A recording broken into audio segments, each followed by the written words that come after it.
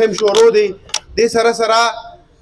هر یو کس راغلی دی خپله جنډا خپله ټوپۍ هر یو شیز کاره کوي چې یاره دا الیکشن دی ما له اوټ راکړې زه به تاسو ته صرف دومره ووایم چې یاره هر سړی په خپل کارونو باندې په خپل کور باندې په خپل کلي علاقه باندې پوهې دی چې څوک څومره کار کولی شي او څوک څومره دی هغه ښکاره دی د چا په ټیک ټاک باندې د چا په سوشل میډیا باندې د چا په جړاګانو باندې په دې به نه دوکه کېږي او هغه څیز ته وګورئ چې کوم زموږ مشر ملي رهبر آفتاب احمد خان شیرپو صاحب او زموږ صوبایي چیرمین سکندر حیات خان شیرپو صاحب د دې علاقې دپاره کړي دي د دې ویلیج کونسل دپاره د دې یونین کونسل دپاره د دې چارسدې دپاره خو دلته هر قسمه کارونه موږ وګورو نو صرف او صرف د قومیت پارټۍ کار دی او که په ټیک ټاک باندې او په ډرامو باندې او په جړاګانو باندې بیا وګورئ نو ډېرې پارټۍ راوتلې دي په هغې طریقو باندې اوټ غواړي نو څوک دوکه نه شي او دا اوټ دا قومي وطن پارټۍ راورکړي او دا مشران اسمبلۍ ته ولېږي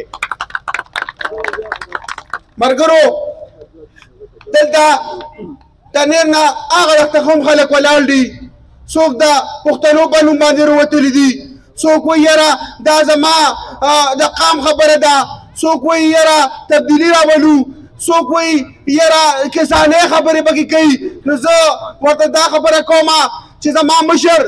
دا هر یو څیز چې دا تاسو کومې نارې وښې او په کوم ناره باندې اوټ غواړئ نو زما دا مشر دا ټول د ډېر مخکې نه کوي او اوس هم کوي او انشاءالله بیا لپاره به هم کوي ملګرو زمونږ مقصد د دې علاقې خدمت دی که مونږ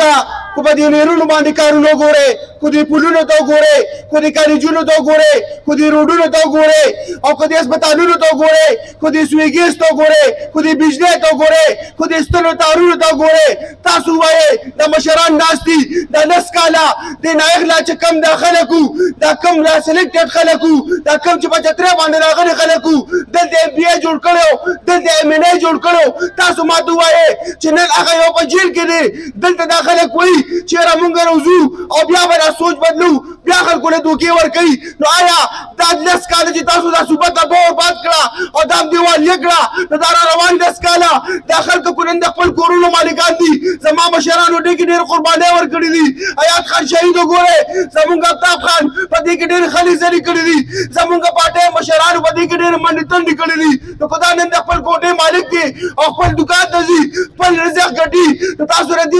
د دې نه هم خلاصوئ نو انشاءالله دا دغه به ورله ورکوو چې تېر ځل خو په هر طریقه راغلي خو انشاءالله په 8 تاریخ باندې به روځو او انشاءالله دواړه اوټه به د ډېوې په حق کې انشاءالله استعمالوو